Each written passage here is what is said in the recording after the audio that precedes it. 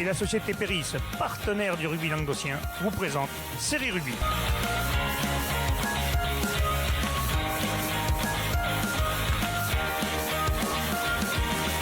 Bonjour mesdames, messieurs, bienvenue à Série Rugby, votre émission sur rugby amateur de la 4e série à la Fédérale 1, avec mes chers chroniqueurs. Bonjour Père Noël, ça va Bruno? Ça va, écoute, perdu un pari, mais sinon tout va bien. Ah, ok, alors.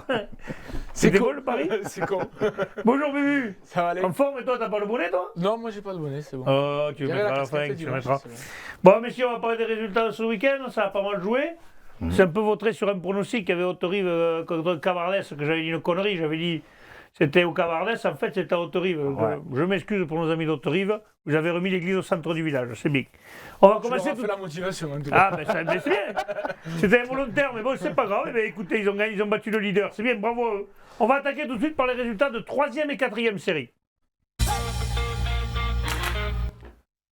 Allez, la poule A de 3e et 4e série, premier match, Beaucaire-Tarascon recevait Saint-Quentin-la-Poterie, victoire de Beaucaire-Tarascon 30-22. Ouais, Beaucaire qui s'impose 30-22 et qui ça a été quand même serré. Hein. Ils étaient menés 12-10 à la pause. Après, il y a eu quelques faits de match. Il y a eu un carton rouge un peu sévère pour Beaucaire justement. Derrière, peut-être Saint-Quentin qui a pris aussi quelques cartons jaunes et blancs. Donc ça a un peu équilibré à droite à gauche. C'est la plus de carton, quoi. Ouais. Il n'y a pas eu beaucoup de. À part la première mi-temps, il n'y a pas eu beaucoup de jeux à 15 contre 15, à 14 contre 14 même. Deuxième mi-temps un peu plus compliqué où Beaucaire a réussi à mettre enfin la main mise sur le match. Ils prennent un peu l'avance et Saint-Quentin réduira la marque à la 80e par Yanis. Voilà. Alors, félicitations.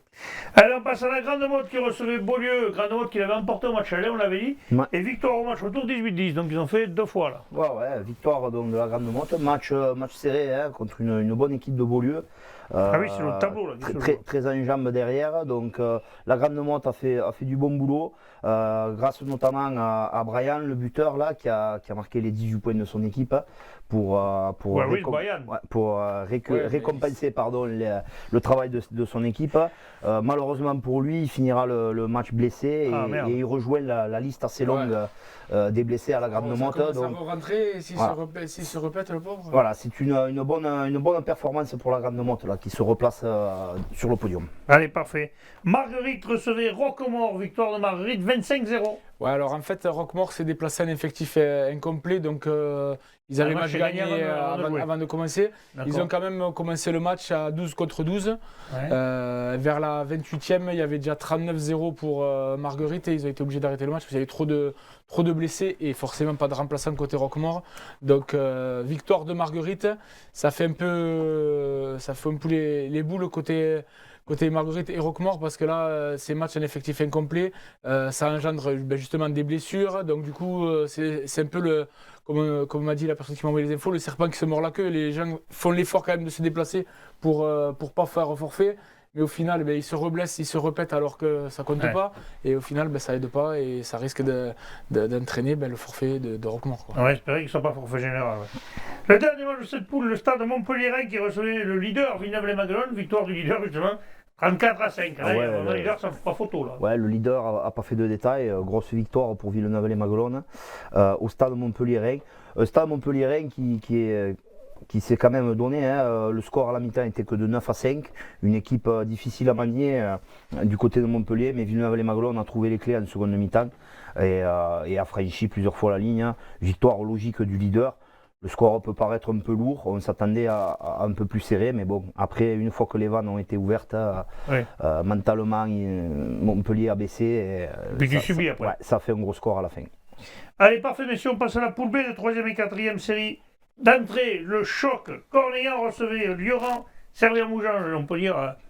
Le choc de Ribotte, 22-9 pour Cornéan. Ouais, le derby qui s'est très très bien déroulé dans un très bon état d'esprit entre. Apparemment, super numéro 9 côté Cornéan. Ouais, c'est Tom Elmer, le fils à Cyril, qui a loupé une seule pénalité et qui a très très bien géré stratégiquement la partie. Un match assez âpre qui a eu du temps à se débrider parce que chaque équipe voulait vraiment. Remporter la suprématie de Ribotte, tu l'as dit, le derby de Ribotte. Et bien, c'est à ce jeu-là, c'est Cornéan vers l'heure de jeu qui a réussi à faire sauter le verrou en inscrivant un super essai de 3 quarts. Et on se rend bien compte que Cornéan, on n'en parle pas beaucoup depuis le début de l'année, Mais Faut compter sur eux. ils sont là quand même. Ils étaient masqués, ouais. On va compter Avec avec le eux. match à Gotha, tout ça. On va compter avec eux sur les phases finales. Ouais. À noter, Elmer, originodoise quand même, il ne doit pas y en avoir des masses à Cornéllan, donc c'est une bonne chose. Son papa était sur la feuille aussi, je crois. Ah, ouais. Après, il y a 2 matchs qui ne se sont pas joués. Bon passe contre Bagnous Désastres, Union Catalane. Alors, il n'y a qu'un seul match parce qu'il n'a pas joué le reste, c'était contre autre chose qui était exemple, pardon. Et le dernier match de cette poule, c'est Villeneuve-les-Béziers qui recevait le rassemblement Bassin Sud-Minervois Aviron Grussanet. Ça s'est joué le samedi, là. Il y a dû y avoir une bonne bringue, là, je pense. Hein. Ouais, surtout que. Et victoire de Villeneuve à domicile. Voilà. Villeneuve assure 27-21. l'essentiel, une victoire qui semblait logique en tout cas sur le papier. Mais le bassin sud-minervois qui s'est clairement bien battu, bien défendu, ramène un bonus défensif. C'est que le second point de la maison. À Villeneuve-les-Béziers, il n'était pas forcément gagné d'avance. Donc bon match vaillant. Les Villeneuvois, ils ont dû batailler. Hein. Ils ont perdu leur troisième ligne, Bastien Sage Descadines sur un protocole commotion. On va lui souhaiter un prompt rétablissement, mais ils ont quand même fait le job à la maison. On voit d'ailleurs que Lioran est premier de poule, mais Cornéllan est ex-aequo. Villeneuve-les-Béziers à 1 point, qu'autre-chose à 2 points. Donc les 4 premiers serré, là, se tiennent vraiment en 2 points. C'est serré cette poule, messieurs. Et surtout que là, c'est le premier match des matchs retour, donc tout le monde a à peu près le même nombre de matchs joués. Donc pour le rassemblement qui est en bas, c'est-à-dire que ce soit le bassin ou le rassemblement Bagnouza, Union Catalane, ça sera très compliqué. Je regarde la 4e série ici, je sais pas. Même bon passe, je pense que ça va être compliqué pour revenir sur les 4 devant qui sont maintenant des machines bien huilées. Hein. Enfin, je ne pas plus, c'est bien les mecs, mais des pas surtout. Non, mais ça va se jouer entre ces 4 équipes, c'est clair. Et puis là, j'ai pas trop. Il me semble que Cornéllan avait un match de moins, je peux me tromper. Mais. Je crois qu'ils sont à jour là. Ils sont à jour là. D'accord. On va pas dire de bêtises, mais. C'est pour ça qu'ils avançaient masqués alors, parce qu'il leur manquait un match. Bon. Allez, on va passer maintenant à la poule C, messieurs. Premier match, Canet-d'Aude recevait Corbière-Maritime, victoire de Canet, 15-0. Pas un gros score, hein. Non, là, derby du Narbonnais, entre Canet et donc Corbière-Maritime. Pas un gros score, match très engagé avec Canet-d'Aude qui s'impose logiquement, hein, 15-0 avec 2 essais, un de Grossel et un de Hichet. Mais des joueurs de Corbière-Maritime qui se sont défendus, qui ont défendu bec et ongle, qui auraient pu marquer. Il y a eu 2-3 actions manquées des deux côtés. Le score aurait pu gonfler un peu plus. Peut-être que l'article dans le journal qui était paru, là, qui était sympa d'ailleurs contre eux, qui disait que après c'était des pifres, ça a dû les motiver un petit peu. Alors je ne sais pas si l'article était contre eux, mais ils ont pu le prendre comme ça. En tout cas, non, Canet-d'Aude assure l'essentiel. Ils n'ont pas pu aller chercher le bonus offensif qu'ils cherchaient à la fin parce que Corbière-Maritime les en a empêchés. Donc voilà, Canet continue son bonhomme de chemin et Corbière-Maritime attendra des dimanches un peu plus peut-être abordables pour se relancer parce qu'ils sont 4e de cette poule, ils pourraient peut-être, je pense, espérer un peu mieux quand même. Pays de Sceaux, le plateau de Sceaux recevait Col-Minervois, victoire du plateau de Sceaux, 64-3. Ouais, 64-3. Là, ils n'ont pas fait les raids, plateau. 11 essais 8 essais pour le plateau de Sceaux. Il y avait 31-3 à la mi-temps, ils n'ont pas fait dans le détail. Et surtout, ils tenaient vraiment à dédier cette victoire à leur coéquipier Pierrick Marcerou qui s'est fait les croiser en début de saison et qui est en rééducation avec le Covid, il est coincé dans la chambre. Donc voilà. C'est un bon rétablissement, il en verra des jours meilleurs, c'est sûr. Alors, pareil, le classement, Canet-d'Aude, 39 points. Après, ça se resserre un peu, plateau de Sceaux, Servenne-Capsière, il n'y a que 6 points d'écart, mais derrière, déjà, Corbière-Maritime à 19 points et Col-Minervois à 4 points et Villeneuve-la-Comtale à 5 points. À la limite, ces 3-là, ça peut encore bouger peut-être. Ah oui, pour la 4e même place. Même peut-être la 3e place peut bouger encore. Je pense que les 2 premiers, par contre, vont être durs à aller chercher, non? Oui, après, c'est sûr. Au Canet, je ne pense pas, mais Plateau de Sceaux, ils sont quand même devant aussi. Plateau de Sceaux a fait un break. Ils ont 9 points sur le 3e. Disons que c'est la 3e place là, qui va se jouer. Corbière-Maritime, Cerdagne, même première seconde ne se joueront plus. Voilà, en faisant 2-3 bons résultats, ils peuvent grappiller et remonter. Et Corbière aussi. Et Corbière également. Ça va se jouer pas grand-chose en fait. Et Villeneuve-la-Comtale qui est reparti cette année aussi, peut en 2022 espérer peut-être faire quelque chose. Si Corbière-Maritime peut rééditer dans l'envie le type de match qu'ils ont fait dimanche, ils se qualifieront. Ils pourront aller titiller Cerdagne-Capsière. Ouais. Voilà. Allez, parfait. Messieurs, on va passer maintenant à la 2e et première série. Poule A, les résultats, Cruzy-Saint-Chinian recevait Vendargue, victoire de Cruzy-Saint-Chinian, 40-26. 40-26 et ça n'a pas été aussi simple que ne le suggère le score. Hein. Une première mi-temps assez accrochée entre les deux équipes. C'est même Vendargue qui marque le premier essai après une belle passe au pied dans les bras de l'ailier. Ils mènent 10-9 suite à 3 pénalités du buteur Saint-Chignanier. À la pause, il y a 12-16. Seconde période, je pense que dans le vestiaire, un peu, ça a soufflé. Ouais, ça La grage n'a pas bougé, mais les joueurs ils ont entendu. Ouais. Du coup, les gros ont repris un peu ça en main. Ils ont bien bossé, ça a créé des brèches, surtout ça a libéré de l'espace pour les lignes arrières, avec un essai du centre Michael Gonzalez. Van Dark ne s'en laisse pas compter, il réplique de suite par un essai en coin et un second essai collectif dans la foulée.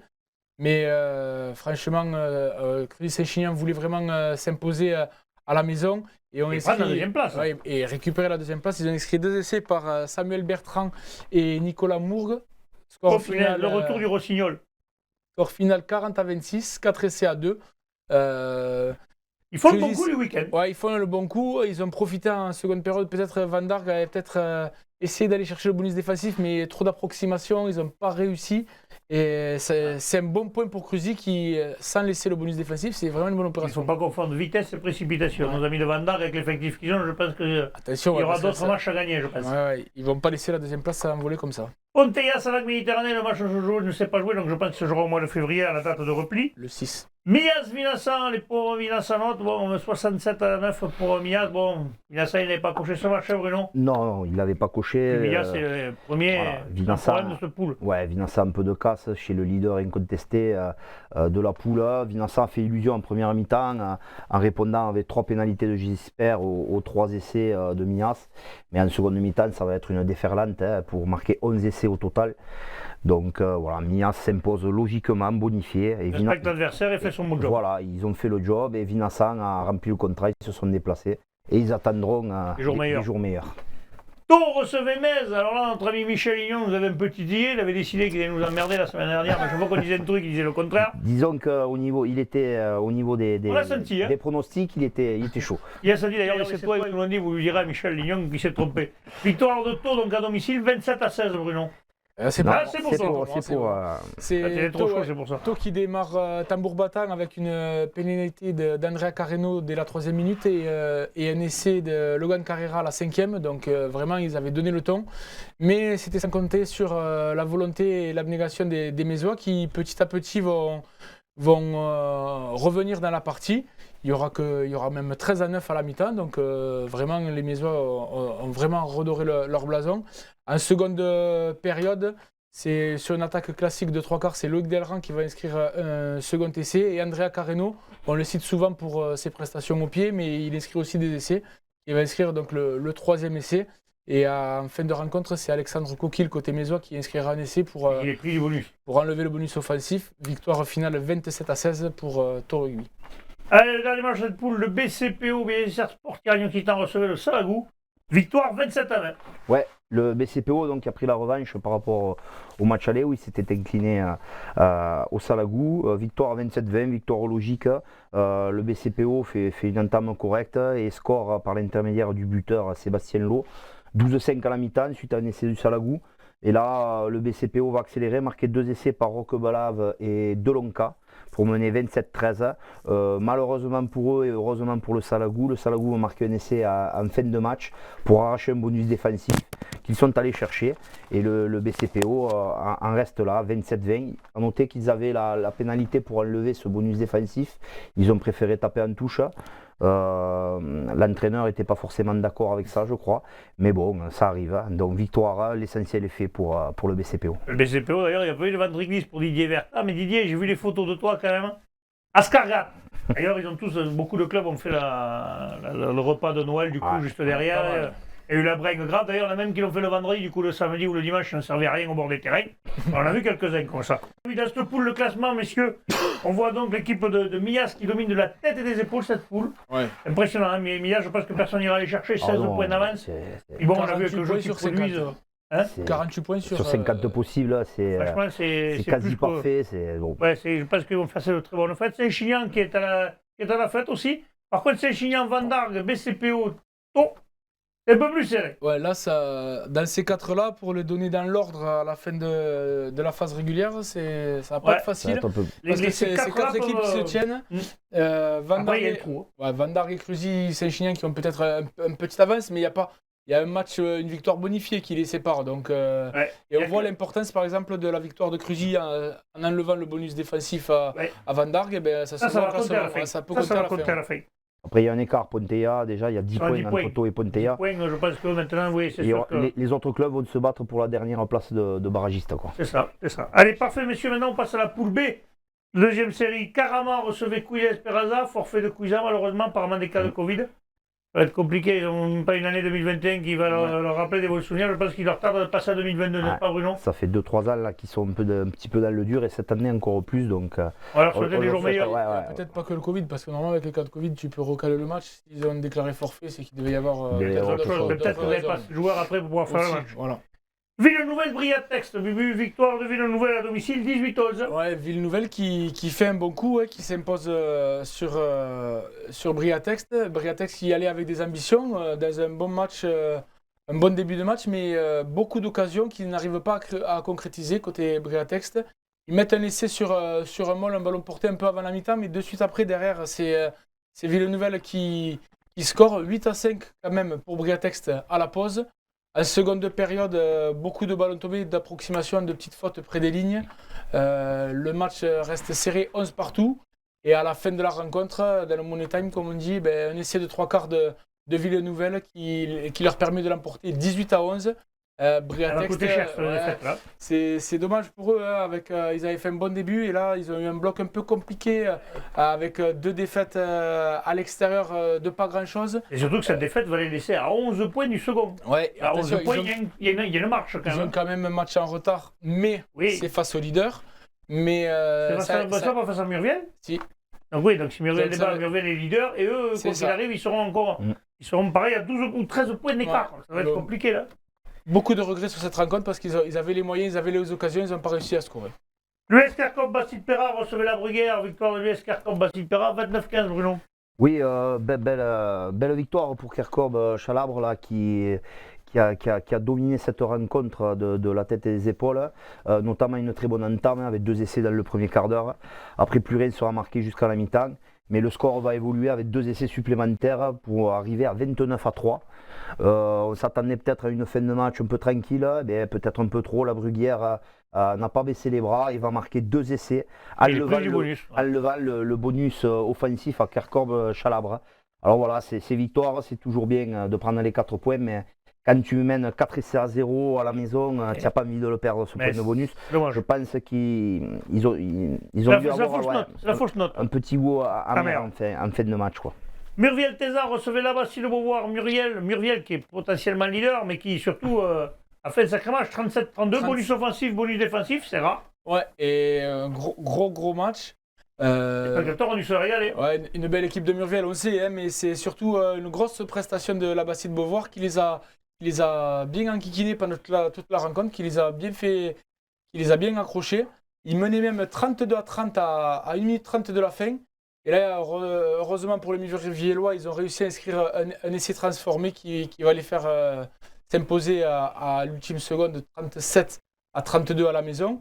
Mais grosse prestation en déplacement de la Bastide Beauvoir qui les aura fait douter jusqu'au bout. Oui, on en parlera après dans le classement. Avec un bon point de bonus défensif. Voilà, on en parlera après dans le classement. Castelnau-Bastide, le dernier match, recevait la Tour du Crieux-Vergnol, victoire 34-14 de Castelnau-Bastide.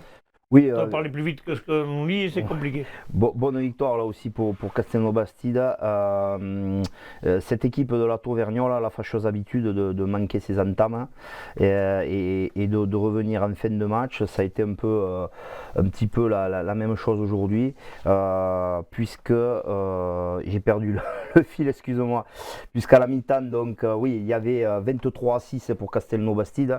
Ils n'étaient pas trop descendus du bus et à la fin, ils vont revenir pour essayer d'accrocher quelque chose. Malheureusement, ils partent de trop loin. Ils privent du bonus offensif. Ça sera peut-être leur Il y en aura seul, eu des bonus de perdus ce week-end, justement. On va parler du classement. On voit les 2 premiers, Caraman, 43 points. Murviel, 40 points avec un match de retard. Briatexte, 3e, 29 points déjà. Il y a 11 points d'écart. Il y a le trou qui est fait là. Il y a un trou qui est fait là. Et puis il y a un autre trou après Castelnau-Bastide où là où c'est pareil, il y a 9 points d'écart.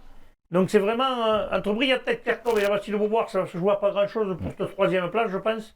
Troisième, quatrième place. Entre la Bastide, Briatex et Kerkhob. Ces trois équipes, ça va se jouer dans un mouchoir de poche. Normalement, entre Murviel et Caraman, ça sera la première qui se jouera. Ah oui, Ouais, là, et après, là, il y aura la dernière entre la Bruguière, Ville-Nouvelle. À part Couisa, tout le monde peut prétendre à la 6e. Hein. La dernière place qualificative, donc ça va, il va y avoir du challenge un peu dans ce truc-là. les deux premiers, là, ils ont quand même fait Oui, les deux premiers, Ah, le premier domine de la tête et des épaules. Briatex a un match de moins, hein, Oui, mais Contre Murviel. contre Muriel, justement, même en le gagnant, il y a quand même un gros trou, quoi. Il y a quand même un gros trou. Allez, parfait, messieurs, on va passer maintenant à la première série. Première série. Je me lève, j'ai une crampe, désolé. Ah, notre ami Bubu a une crampe. Renaud, tu me recadres comme tu veux, je peux plus. Trop de sport à la Laric. C'est ça. Ah, c'est ça. Non, il n'a pas vu assez de bière en fait. Il a dû boire que du jaune. Du Ricard. On passe à la poule, tu vois, tu l'as dit. Premier match, Corbière 15 recevait l'entente de la tête, victoire de Corbière 15, 32-0. 32-0 pour Corbière. Bonus offensif. Qui recevait l'entente de la tête, l'entente qui était en train de revenir, mais c'est pas encore ça, et qui se déplaçait chez Corbière 15. On sait que c'est quand même une grosse cylindrée de la poule. C'est bizarre de faire debout. Ouais, mais aussi, ça nous fait bizarre de te voir aussi grand. Il y avait 20-0 à la mi-temps, avec déjà 3 essais, le bonus offensif en poche, avec Gaillon, Valverde et l'inévitable Drujon, qui inscrira d'ailleurs un doublé. En seconde période, il y a eu beaucoup de coups de sifflet de monsieur l'arbitre, des blessures, donc ça s'est un peu tassé, mais bon, Corbière finira le job et l'emportera 32-0. Impeccable, le boulot est fait. Second match, Olonzac Minervois recevait Cabestany Olympique, victoire d'Olonzac, pareil, là, sans trop vous fait rire, comme on dit, 62-10. Ouais, Bonus offensif, mais l'équipe de Cabestany, qui n'a pas fermé le jeu, au contraire. Non, au contraire, même d'ailleurs, l'ampleur du score aurait dû être plus faible, mais ils ont tout joué, donc c'est tout à leur honneur. Mais bon, des contre-attaques de l'embut, c'est parfois compliqué. C'est un Tamac qui arrive Ils se sont fait contrer à 4 ou 5 reprises sur les 10 essais de Lonzac. Victoire tout à fait logique, mais bon, à l'image d'un Garino, là, le centre de Cabestany, ils n'ont pas fermé le jeu. C'est pas qu'il signe à Olonzac, Celui-là, ouais, il peut venir quand il veut, il n'y a pas de problème, ça fera peut-être un peu loin.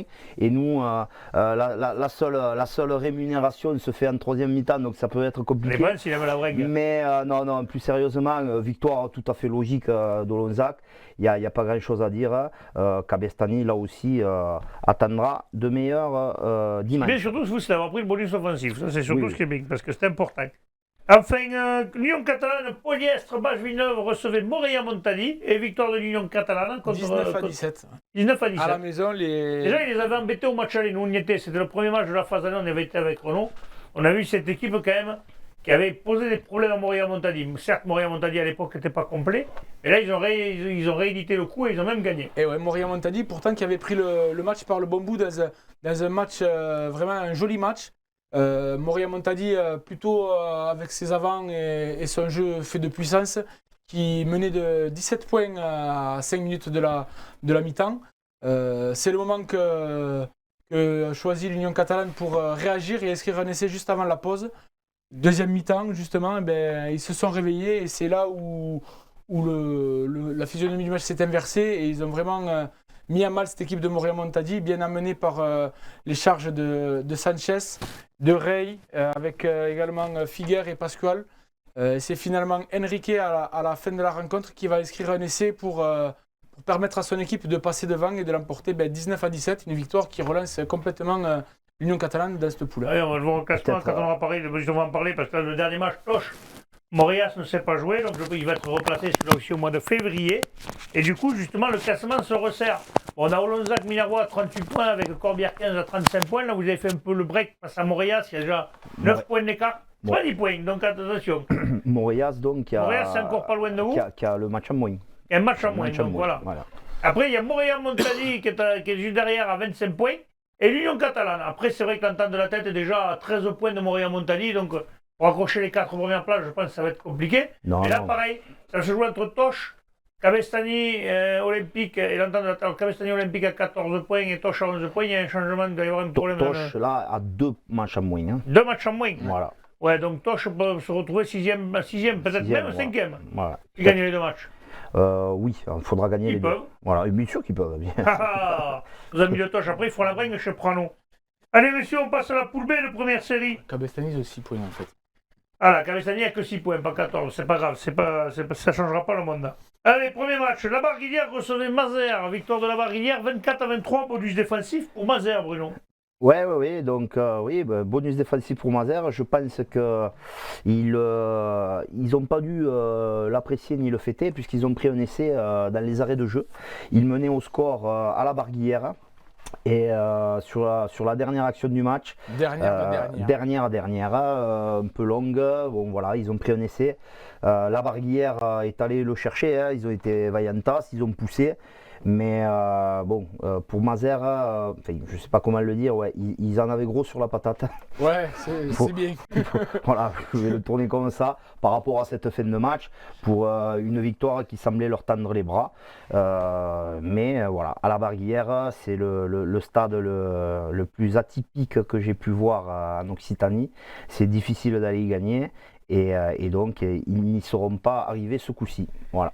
Mirepoix recevait Sloraguet, victoire de Mirepoix, 30-19, bonus offensif. Bonus offensif, Mirepoix qui renoue avec le succès et qui a inscrit 4 essais, dont l'essai du bonus à la 80e. Donc, Ça fait du bien pour sur finir ce match-là, voilà, eux qui sont en dernière position, c'est vraiment une note positive avant Noël. Et ils se rapprochent de Sloraguet, justement, leur concurrent du jour, ils sont plus qu'à un point d'écart. PLM a recevait Saint-Jean-du-Falga, Piège Lauragais-Malpère, victoire 75-5. Je pense que là, là aussi. je ne sais pas le score de la première mi-temps, mais il n'y a pas photo, quoi. 40-0. Il n'y a pas. Non. Oui, d'accord, là, ils ont fait mieux que Narbonne. Ouais, oui, merci. Moi aussi, j'ai les boules. Non, il n'y a pas eu de match, comme le score le laisse dire. La seule chose, c'est que le buteur Andrieux aura eu l'occasion de s'entraîner, puisque sur les 11 essais, il en a transformé 10. Mais voilà, sinon, je pense. PLM plus que jamais favori de cette poule. Oui, PLM est le gros favori de cette poule, c'est le match en retard au-dessus. À mon sens, ils avaient en travers la première défaite initiale en ouverture du championnat, leur seule défaite à Saint-Jean-du-Falga, justement. Là, ils ont remis l'église au milieu du village. Où ils avaient pris 2 rouges dans le premier quart d'heure, ils n'avaient pas pu se défendre, on va dire. Voilà. Là, je pense que la 75-5, ça pique. Allez, Lalari qui recevait les Azuraises au Bubu, apparemment, a perdu il a perdu tout, parce que maintenant, il a des crampes, il a bu du jaune.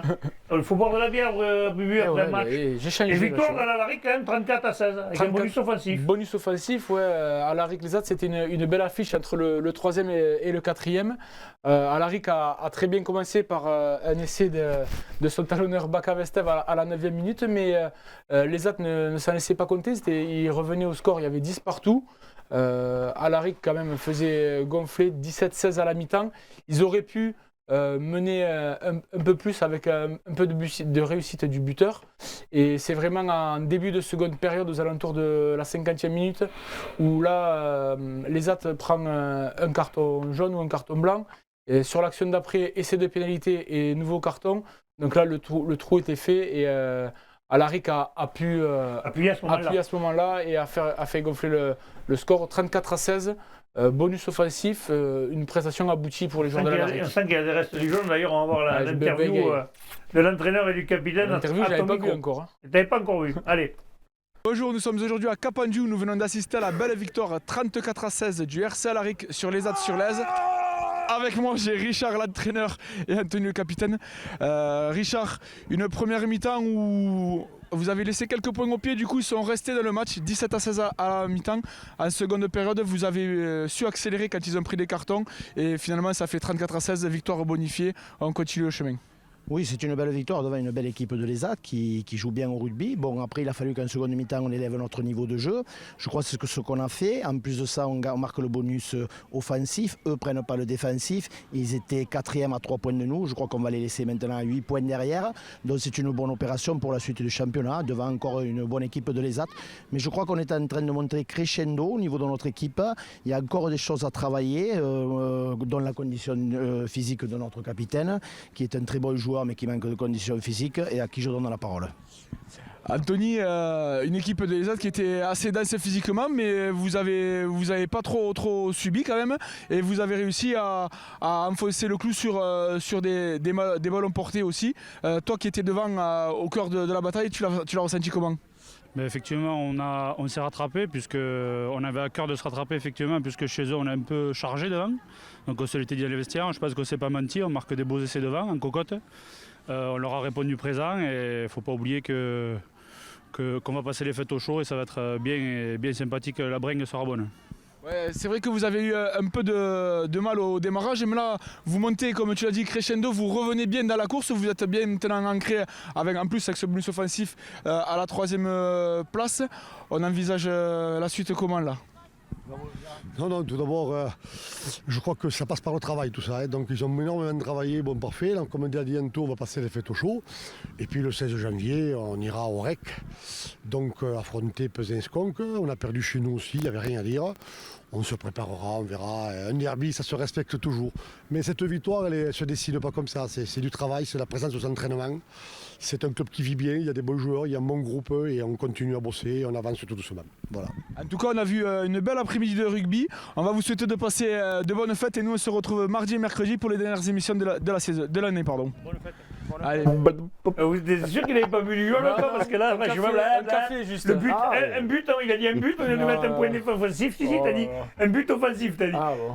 C'est pas grave, Bubu, voilà, celui qui fait rien se trompe pas. Je te rassure. Bon, allez, messieurs, dernier match de cette. Attends. Oui.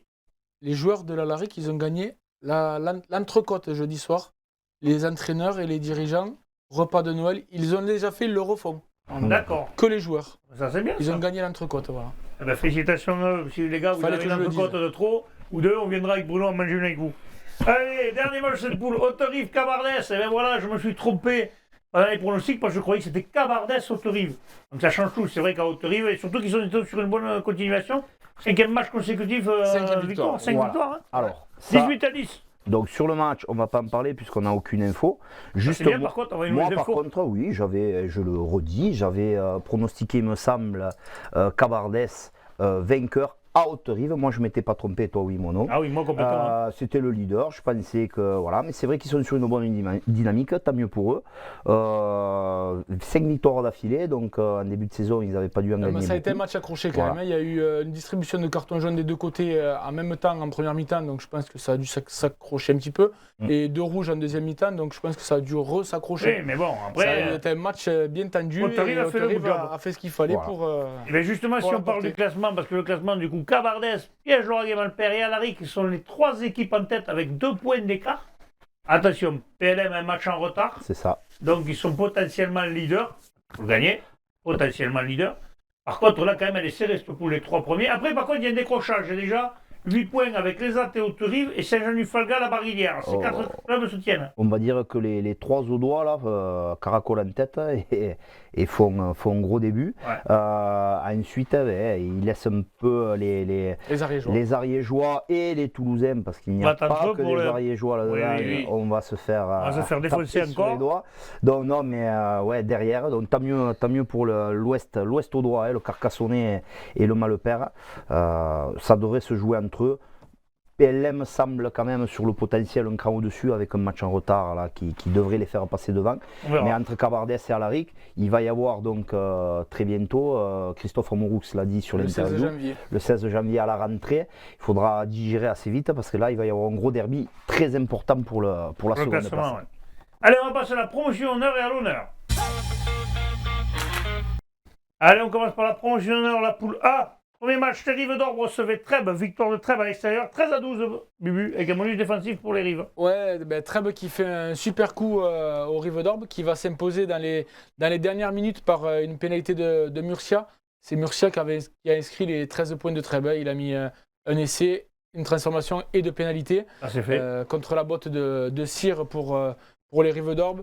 Dans une rencontre où Trèbes aura été rapidement réduit à 14 suite à un carton rouge à la 11e minute. Et pourtant, ils ont réussi à tenir la dragiote aux Rives. Et sur cette dernière pénalité à 2 petites minutes de la fin de la rencontre, ils font le coup parfait. Ils s'imposent 13 à 12 aux Rives. Conforte leur seconde place au Ils sont allés classement. s'imposer à Cazoul. Oublions que Saxonais Lionel ne s'est pas joué. On va reporter celui-là aussi au mois de février. Saint-Gély-Pixelou recevait Fleury-Saint-Coursan, le leader. Victoire du leader à l'extérieur, 35 à 20, Bruno. Oui, grosse victoire là pour Floris Salo-Coursan qui est allé imposer. Donc, sans bonus par contre. Hein. Non, voilà, oui, parce que quand même à Saint-Gilles-Pixel-Loup, c'est pas toujours évident. C'est la 7e victoire consécutive pour Floris Salo-Coursan qui enchaîne. Grosse première mi-temps, 27-10 à la mi-temps, 3 essais à 1. Floris Salo-Coursan dominait bien son sujet, mais Saint-Gilles-Pixel-Loup revient avec d'autres intentions en début de seconde mi-temps, revient à 20-27. Peut commencer peut-être à croire à un petit exploit pour revenir, mais Floris Salo-Coursan va mettre le couvercle et s'imposer finalement 37-20 avec un essai à la 79e minute. C'était trop tard pour après aller chercher le 5e essai qui aurait été synonyme de bonus offensif. Mais ça, voilà, ils sont sur leur plan de marche et c'est une très bonne victoire pour eux. À rappeler que le match aller avait été très compliqué, où ils avaient gagné mais où ça avait été tendu, donc il fallait y aller et c'est une très belle victoire pour eux. Dernier match de cette poule, Bagnols-Marcoul recevait Poussan, victoire de Bagnols-Marcoul, 26-20.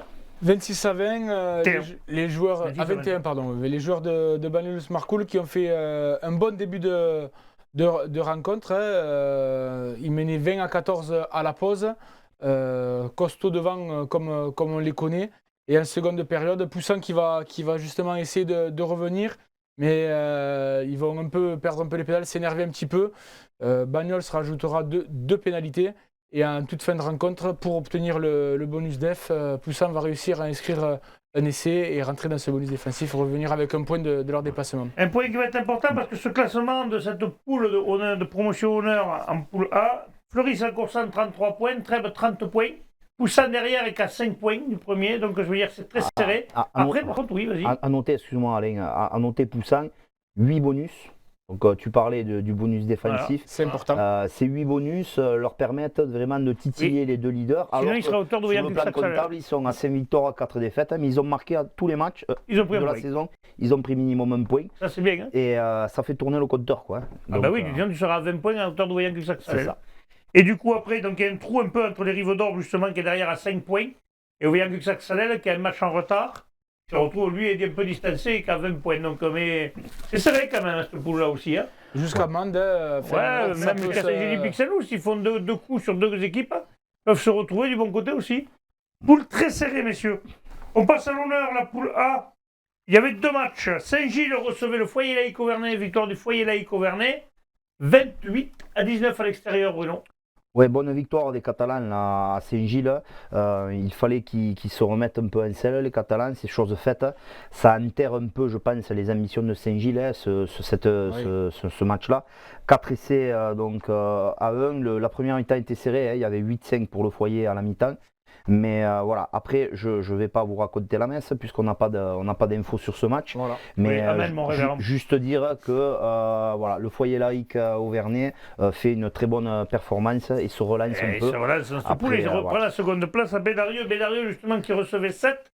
Victoire de 7 à l'extérieur, 17-7, c'est le cas de le dire. Très beau match. On avait un match, alors toujours, tout le monde nous dit, ouais, c'est engagé. Les voyous. Et bien là, nous avons vu un match très propre, dans une super ambiance, une belle chambrée, beaucoup de monde. Et vraiment un match qui a tenu ses promesses, une équipe de 7 qui domine son sujet. Une équipe de Bédarieux qui, justement, sur la fin de match, aurait pu revenir. Il a manqué un petit quelque chose, mais cette équipe de 7, quand a senti que Bédarieux revenait, il y avait 14-7. Après avoir marqué, ils ont senti que Bédarieux risquait de leur faire un mauvais coup. Là, il y a un drop magnifique du demi d'ouverture. Ce charnière de 7 gère le match, mais de la tête et des épaules. On a vu une équipe de Bédarieux très vaillante. C'est sûr que sur un match à élimination directe, Bédarieux, il faudra compter sur eux. C'est certain. On a justement la réaction des deux coachs. On a Brian Liebenberg, c'est pas rien quand même, avec Bruno Ruiz. C'est pas rien non plus. C'est pas rien non plus quand même. C'est quand même ils connaissent un peu le rugby quand même, c'est plus le rugby et le capitaine à mon micro. Bonjour mesdames, messieurs, nous sommes au stade de Bédarieux. Nous avons la victoire de 7 sur Bédarieux sur score de 17-7. Avec moi les entraîneurs Bruno et Brian, et puis avec le capitaine Olivier. On va commencer. Olive, bon, cette victoire quand même, il a fallu se le peler quand même parce que cette équipe de Bédarieux, on le sait, est accrocheuse. Exactement, ils étaient juste derrière nous au classement. On avait un peu de distance, mais on voulait encore creuser l'écart.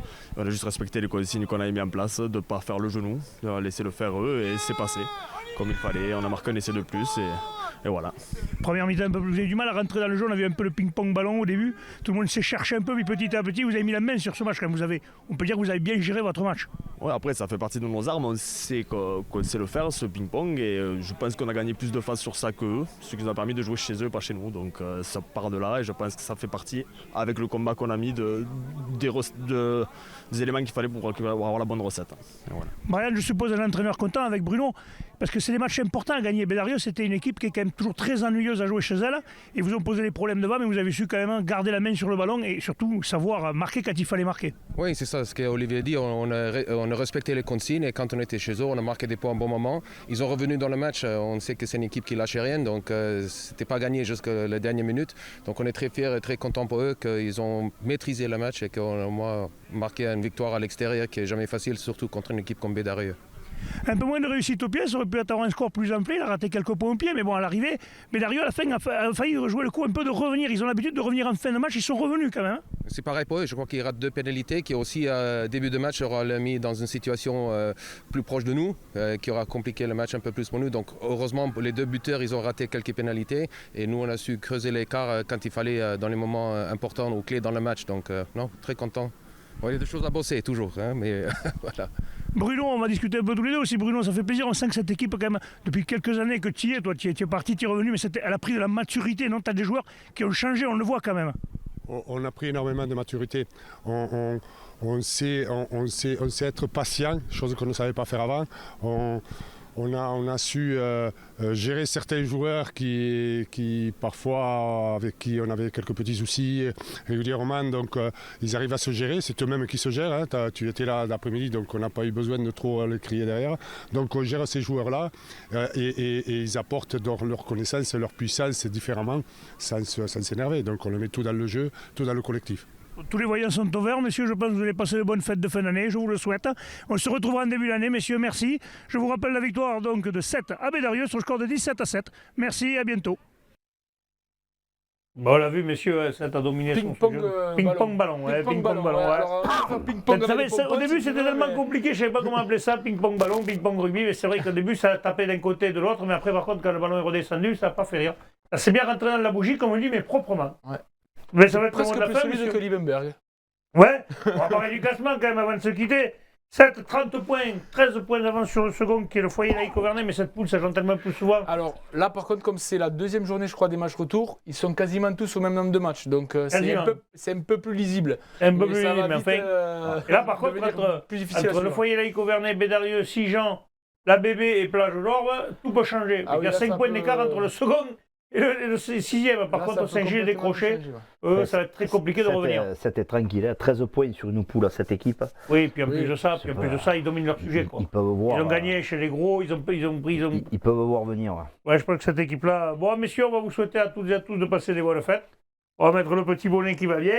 Parce qu'on est tous les trois avec les bonnets. On n'est pas mignons avec nos bonnets. Oui. Vous voulez un peu de musique aussi? Attendez, vous voulez voir. Regarde, un peu de musique. Faudrait pas faire peur aux gosses quand même avec ça. Non, ça fait pas peur. Je l'ai mis le week-end dernier au Béziers Angels. Ça leur apporte des chances de gagner. Donc, messieurs, je vous remercie. Je vous souhaite de passer de bonnes fêtes. Merry Christmas. L'année prochaine. Hein? L'année prochaine. De quoi l'année prochaine? On se retrouve l'année prochaine. Ah bah oui, on se retrouve en 2022, bon pied, bon oeil, avec un fou un peu entamé, mais ça ira bien. Merci, transpirez bien sur tous les terrains et passez de très bonnes fêtes de fin d'année. Merci, au revoir. Allez, salut à tous. Bonne fête. Ciao, ciao.